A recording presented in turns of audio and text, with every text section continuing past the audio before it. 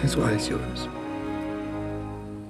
Chris Evans has already returned to the MCU, not as Steve Rogers, but as Johnny Storm in Deadpool and Wolverine. Here at ScreenRant, we're still waiting for the real return of Evans as Captain America. Here are the 3 best ways it can happen. The most obvious way for the MCU to pull off the return of Steve Rogers is by doing it in the 6th Avengers movie. After all, Steve is in both the 80s and early 2000s versions of Marvel Comics' Secret Wars. These crossover events involve universes colliding and merging violently with one another, resulting in factions between Marvel heroes and villains. In the comics, amid these territorial divides, Steve's fellow heroes look to him for leadership. Meanwhile, Doctor Doom uses Secret Wars as an opportunity to establish a new post-apocalyptic kingdom. In MCU Phase 6, speculation is high about Chris Evans' Steve Rogers and Robert Downey Jr.'s Doctor Doom possibly meeting each other in Avengers Secret Wars. Whether he'll return as the grizzled old Steve from Endgame, or as the younger battle-ready Cap most viewers remember, Chris Evans' Captain America is bound to be involved in what could be the biggest event in MCU history. If Marvel doesn't want to risk messing with Cap's perfect epilogue in Avengers Endgame, Evans can still voice Rogers in any future What If episodes that require his presence. Alongside voice actor Josh Keaton's perfect performance as Skinny Steve, What If can eventually expand to include stories about Evans' original Captain America.